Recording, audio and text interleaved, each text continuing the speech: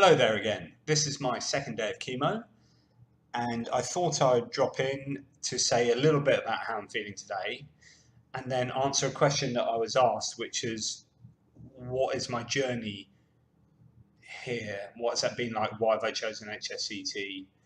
I have done previous videos before I came out here about that, but just for this series, I'll sort of reiterate what I said. So on to how I feel today. So the second day of chemo, I've had 4 bags instead of 5. I don't know which one they decided not to give me, but 4 bags, and they all went down. That was all fine. I do feel a lot more shaky on my legs. So when I get up to go to the loo, which you have to do often when you're packed full of that much liquid, man, you need to go to the loo a lot. So yeah, I'm a lot more shaky on my legs, definitely today. And Frank was saying that next door as well. Shot down to the shop for a walk this afternoon. Man, I've got to remember to wear my tenor pads for men, because you just need a wee the whole time. So that is something to watch out for when you're on these solutions, because basically they're pumping into your jugular vein, I don't know, 5 litres of solution. Let's just go straight into your system, and that's got to come out somehow. So yeah, you need to go to the loo a lot, and you need, and you're pretty shaky. Well, I'm shaky on my legs, but other than that, I think I'm pretty fine. I don't think I'm particularly tired. I think I slept for the whole time this morning, but that's because I'm getting up in the night to go to the loo quite a lot, which upsets my sleep pattern, and I get to bed quite late because I'm faffing around on social media and whatnot. So it means that my sleep hasn't been brilliant, which is partly my own fault, partly the situation. So during the infusion, when you're just on your bed, I mean, I just slept. Whether that sleep is brought on by the drugs themselves, I'm not wholly sure. I know that day 3, I've been told, is a day for being really tired, so maybe a little bit today as well. But I'm feeling fine at the moment. I've got my cup of tea and a biscuit, so you know, what more can you ask? It's like home from home. Cheers. So, how have I ended up here? What's my journey into MS? What's my background? For those who don't know me, and apologies to family and friends who know all this, you'll just turn off the video now or not even bother watching it. So, I'm a teacher. I teach 4 days a week, and 1 day a week I try and write books and blogs. So I'm an author, I'm a philosopher, I'm a blogger, I do public talks, and I was managing a football team, and I was helping to coach a rugby team, and doing all the things that teaching does, which is really encompasses a lot of your life. It's a lot of planning and marking and whatnot. And I have 2 8-year-old twin boys who take up a lot of energy, and my partner. And so all of that's a lot in my life. And you could say it's a very stressful life, but I've never really felt that stress. I kind of thrive off it. But other people have told me, oh my goodness, I can't believe how much you do. That's incredible. So perhaps that has been one of the variables that have worked towards me developing MS. Being sat at my laptop an awful lot, doing an awful lot of writing over the last 15 years means I've had a very sedentary lifestyle and not as active as I was. When the boys were born, I gave up playing rugby and really haven't done any exercise, a bit of squash in between. So my slight lack of exercise. My diet I always thought was fairly sort of varied and fairly good, actually. But in hindsight, since I've become vegan, I've realised that I just go down to the shop and buy a Scotch egg here and there and just eat a load of crap, as well as eating well. You know, in other words, there was a lot of room for improvement.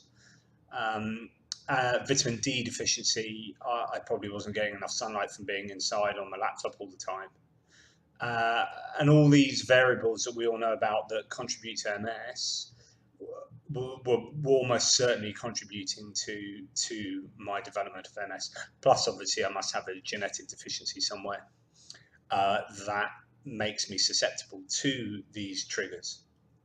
So about 3 years ago, I started losing the sensation in my fingers. And I put that down to trapped nerve in my back or something. And I went to the doctors, I went to the physio. Physio was working on me for a year. Nothing was happening. And in that period, I started developing other symptoms, really needing to go to the loo an awful lot, and very desperately when I needed to go. Starting to just get a little bit funky with running and stuff like that. And I started piecing this together. I said to the physio, I said, I don't think this is a physiological thing. I think it's a neurological thing. She said, look, I can send you to the neuro physio around the corner here. You know, outside of what my GP said, neuro physio can see you if you think you got MS, and then while you're seeing your GP, you know, things can happen there. So that's what happened. I saw my neuro physio. It all seemed to fit together. And then I went to my GP, and the GP, I said, look, I've got about 8 symptoms now. This has developed, this is a couple of years later, since the initial finger issue. I said, I've got about 8 symptoms, and you keep telling me, well, this could be that could be that, and that could be that. I'm a philosopher. There's something called Occam's razor, and it says that if one thing adequately explains the phenomena better than lots of things multiplied, then it's far more elegant and possibly likely true that that one explanation is true. In other words, I go to the doctor and say, look, I've got one thing that explains 8 problems, or it's going to be 4, 5, 6, 7, 8 things that explain 8 problems. This one thing explains them all perfectly. These 8 things are kind of like, they don't look particularly good explanations of these things. So I think I've got MS. That's Dr. Google, you know, trying to find out. And actually, Google came up trumps here. So I said, one thing explains it all, I think is MS. She said, you could be right, actually. I think you could be right. She gave me a physical examination, a simple one in a GP surgery. And she said, look, I'm going to refer you to a neurologist. Let me warn you, they're like rocking horse poo. You know, they're hard to come by on the NHS. There aren't enough of them. So I went home, and the way the NHS works is you refer yourself online, and then you can pick and choose which hospital you go to. And the nearest one was Winchester. Well, not the nearest one, sorry. The nearest in time was Winchester. So I chose to go there, but it was something like 5 months in advance. And I was like, oh, that doesn't sit well with me. And I got a little bit worse, and at work I was sort of staggering around, and that things were not, you know, cognitively I was struggling with focus and concentration and holding lots of things. When you're a teacher, you've got to hold so many things in your head when you're teaching a class in front of you, but also when you're organising. I was a subject leader, and you're organising this and that and time and everything. So much going on in your life, and I was struggling. Physically and mentally. So I thought, I can't wait 5 months. And this was in the summer term. And so I went to my parents, and my parents very generously gave me the money to go and see a private neurologist in Southampton. So I went to see a private neurologist who gave me the physical examination and sat me down and said, mate, it's just stress. I think this is all explained by stress. And I said, I don't think it is. I said, it can explain 5 of the symptoms, but I mean, walking into doors and losing the sensation in my fingers, that's not stress. He's like, look, I'm only wrong once every 3 years. And I was like, okay. And my partner, who obviously didn't want me to have MS, was like, yeah, I know, I told you it's stress type thing. You know, you could see that she really wanted it to be stress, and so did I. In my heart of hearts, I would preferred it to have been stress. Of course I would, but I knew it wasn't. So I went out of there. He said to me, look, for peace of mind, you can pay for an MRI, and you can get an MRI, and we can check you out there as well. So I went away, And my partner and I went camping for a week, had a lovely week away. And then the last day I woke up and I couldn't feel my stomach. I couldn't feel my intestines. I couldn't like roll my stomach. It's like a brick wall. And my thighs and shins and feet had altered sensations as well. And I thought, that's weird, right? You don't just wake up and not be able to feel your stomach. So I'm going to get an MRI. And I phoned up the private hospital. I phoned my folks. They gave me some money very kindly. And I phoned up the hospital and got an MRI like the next day. I think it was a Sunday or something. It was ridiculous. I mean, that's the difference between private and NHS. You know, I'm a massive fan of the NHS, but you know, that's what you can pay for, right? Although interestingly, from what I can gather, the MRI scanner, from what I've seen with my own eyes, the images on the scanner were the worst of the 3 scans I've had. But anyway, the doctor then wrote me a letter within a week saying, yeah, you've got MS. We checked out your MRI, you've got MS, or like very highly likely got MS. So that started the ball rolling. So then I changed my diet. I became vegan. I got the Overcoming MS book and read that and changed my lifestyle in all the ways that it advised. Became vegan, low saturated fats, and loads of supplements, all the kind of vitamins and all the stuff that I'm sure you all know about. So that was a course I took. And it wasn't until November, when I had my actual NHS neurologist appointment, that I went to see the neurologist, who then sat me down, gave me an examination, looked at my MRI from the private hospital, and talked to me a lot about my symptoms and I was explaining how they accumulated and never got better. And what with my age, and I think because I had some spinal and lower cerebellum lesions, he said you've likely got primary progressive multiple sclerosis, which is obviously the crappier type of MS. So that sucks. I've got hiccups. I keep getting hiccups. It must be the drugs. So I was diagnosed with PPMS, and that was, I suppose I was sort of expecting it, maybe. I wasn't not expecting it, but it's obviously a bit of a blow to the system because it's your more negative form of MS. So where your symptoms accumulate and they don't go into remission, they just get worse and worse, and eventually you're completely wheelchair bound and you know, struggling a lot, being hoisted into baths and things. So the progression sounds like a positive word, but it's not really in this case. The progression can be anything from, you can be in a wheelchair in 4 months or 30 years, and you just don't know. It's a real kind of lottery, and it's not really a risk I wanted to take.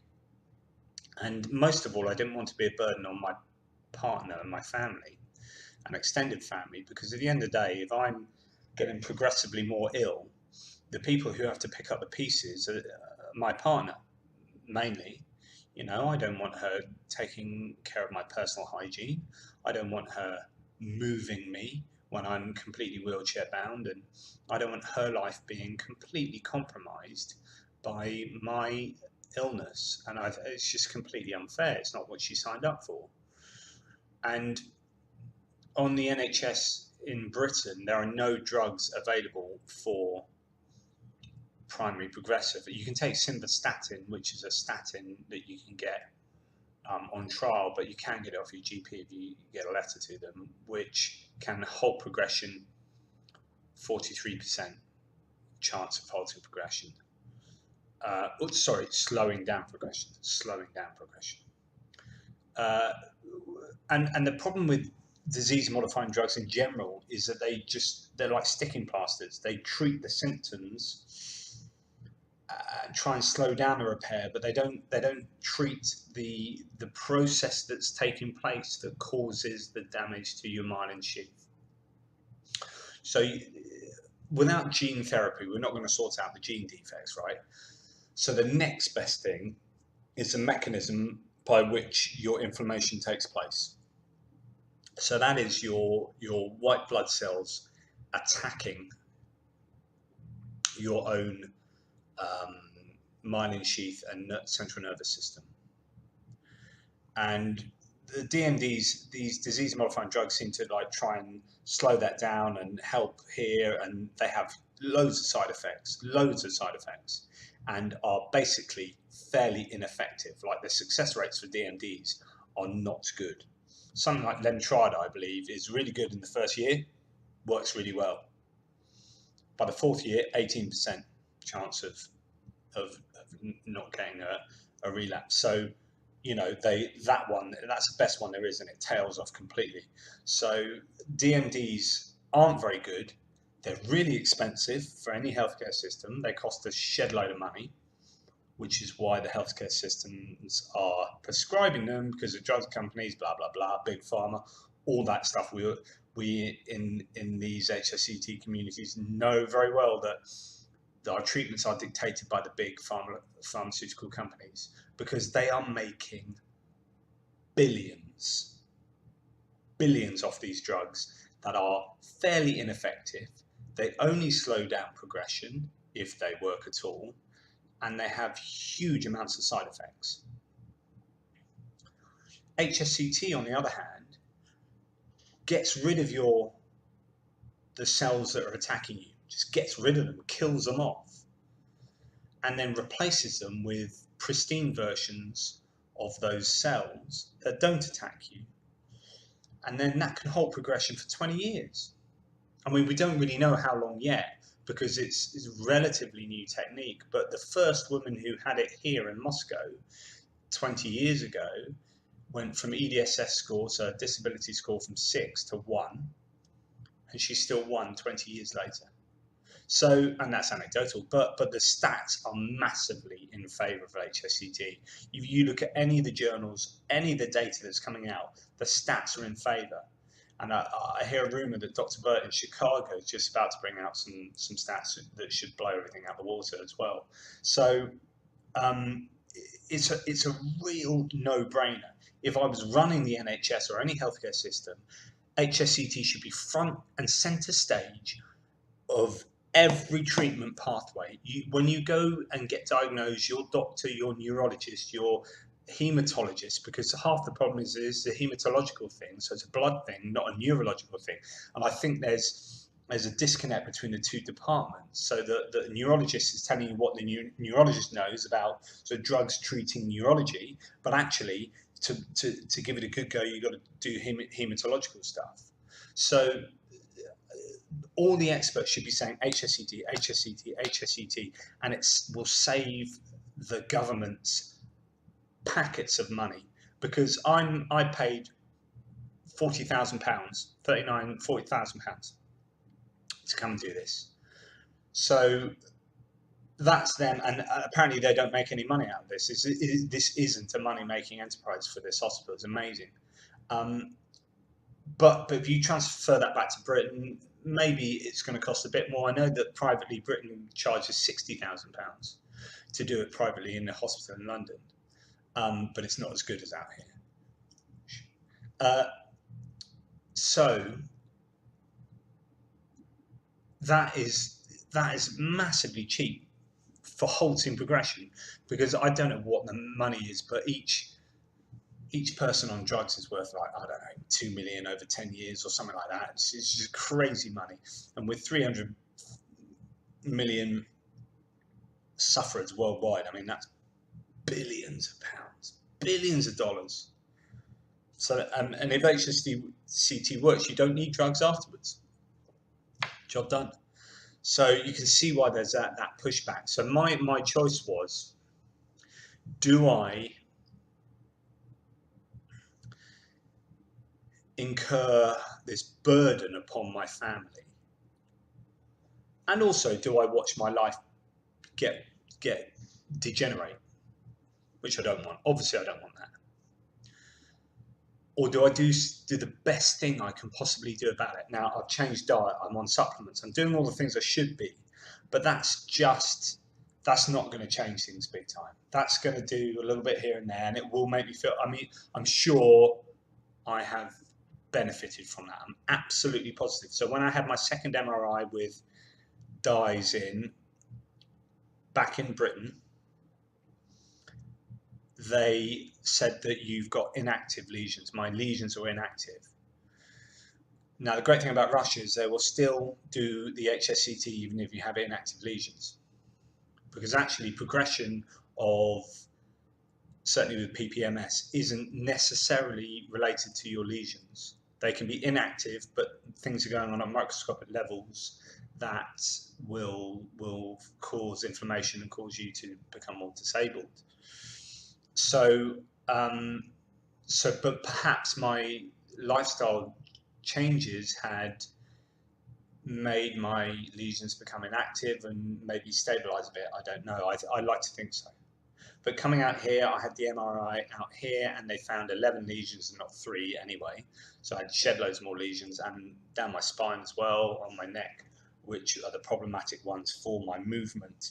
So they're the ones that are much more likely to affect how you move bodily, whereas the ones sort of in the front of your brain are going to affect your brain fog and speech and whatnot. So mine, at the moment, I've got more risk of physical disability, I suppose, than mental disability. A bit of both. So the choice was, there was no choice, because NHS, 0% chance of halting progression with PPMS, right? There's nothing, they don't prescribe anything. Perhaps simvastatin, that might slow it down a little bit.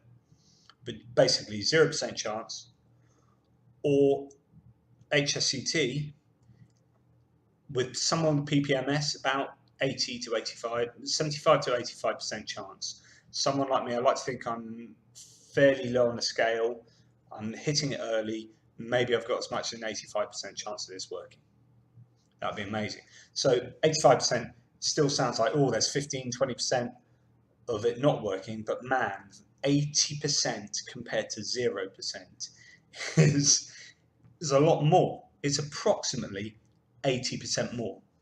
And that's a big difference. That's an 80% difference. So it's a no-brainer. The only thing that holds you back, there are 2 things that hold you back, is the money, obviously, and then the bias you have against Russia. I mean, I could have done this in the UK on the NHS, but to do it on the NHS in the UK, you have to change your neurologist up to London. I think they do it in Sheffield as well, but you change the neurologist in London, you have to get accepted, and then you have to pass an eligibility criteria. And the eligibility criteria is really tough. And normally you have had to have had like 2 failed DNDs, blah, blah, blah. So people with PPMS are unlikely to get accepted, and even then it will take over a year. And by that stage, I could be in a wheelchair. And if it's going to halt progression and I'm in a wheelchair, then I'm going to be for the rest of my life in a wheelchair. I want to halt progression now while I'm pretty damn mobile. So the NHS didn't even feature. I can't wait that long. Time is brain. Time is brain. So really, money and the bias of Russia. So people think Russia, and the other one is Mexico. I chose Russia because you're an inpatient in Russia. The other great place is Mexico for it, but you're you kind of live in a flat that's outside of the complex, and you have to have carers who will then bring in food for you, provide your own food. And I just much prefer the idea of being in the clinic. So out of that door are all the doctors and nurses and the other patients and the communal area. And if I have a problem, I ring a bell and they come to me straight away and they sort something out and they bring me food and they bring me pills. And this is what I want. I want to be looked after, and I'm looked after in an exemplary fashion here. I cannot sing the praises of this Russian hospital and this clinic enough. It is brilliant. You know, I would do this over the UK, in all honesty. But before coming here, that's a real bias, because we think Russia, surely the hospital's falling apart and this and that and all, can't be very good. I mean, it's brilliant. The machines they've got are better. The cleanliness is astounding. I've never known a cleaner place. It's so up to state. It's brilliant. It's brilliant. So, but I think battling, you know, why choose to do HSCT and why choose to come to Russia, that was a barrier. Definitely the money and coming to Russia and then having to get visas and all that. But I've done that, and I'm so glad I've done it. It was definitely the right decision. I'm definitely in the best hands, and the team here are amazing. The only thing left is for it to work. Now, with HSCT, the reason why it might not work, there are two types of stem cell replacement. There's something called myeloablative and non-myeloablative stem cell treatment. So myeloablative is where they basically destroy all of your kind of bone marrow cells and stuff like that. But by destroying them all, including the stuff they don't really need to destroy, there's much more chance of you dying, right? So it's a much more dangerous procedure. You usually do it with more sort of, they used to do it for this, but they've stopped kind of doing it for this, and I think it's more for sort of cancers and things. So they choose this less harsh version, which kills all the ones it's supposed to kill and 15% of the stuff it's not supposed to kill, in the hope that it gets everything. And that's called non-myeloablative. Ablative means destroy. So it's destroying like the stuff it should do. And it's far less risky. The problem is if even a couple of cells don't get destroyed, then they clone themselves, and then you're back to square one. So I think the success rate depends on whether they get every cell. And considering there are millions of these little buggers, that's a tall order. So hence why it's not 100%, right? That's how I understand it, and I could be corrected. So my hope is that they do destroy every single cell, and that's what I've got to hope for. Interestingly, I think it means that if they don't, and if it fails, I could do this again. Right? It's not something that you can only do once and then that's it. I think there's a chance that, say, right, it didn't work that time, I'm going to come back and do it again. Maybe they can do 2 for 1. Maybe I get buy one, get one free. That'd be nice. Have to have a word to them about that. So that's my journey. I have some physical disabilities. I struggle walking as effectively as I used to be. I don't run. I have some cognitive issues. I need to go to the loo for a wee very often and urgently. I can't feel my fingers, I can't feel my stomach, things like that. The normal, but quite low down. So my EDSS score, the neurologist came to see me the other day and said I was 4. I thought it was about 3.5, but you know, that's where I am on the scale. And so that's where I want to stay. And HSCT also it's got the best results for halting progression, better than any DMDs by a country margin. You can go and check the journals. In fact, some results came out in January this year that showed exactly that. And it also craps all over DMDs for regressing you as well, so you can get better. In fact, in the trials, they showed that DMDs, you don't get better. But HSCT, on average, you did get a little bit better. Like, you know, there's a discernible margin of difference there. And so there's absolutely no reason that HSCT shouldn't be what you go for. It just comes down to finances. Or if you can get it on the NHS in the UK, brilliant. But yeah, so that's why I'm here, because it's the best chance, it's my only chance, and it's a really good chance, and it's a great place. There's no reason for me not doing it. And financially, I've been helped by so many wonderful people that I'm so indebted to forever. I'm not quite sure how to repay them, really. It's a lot of Christmas cards. It's been an amazing journey of realizing, replacing my faith in humanity, or at least some of humanity. Thanks, guys.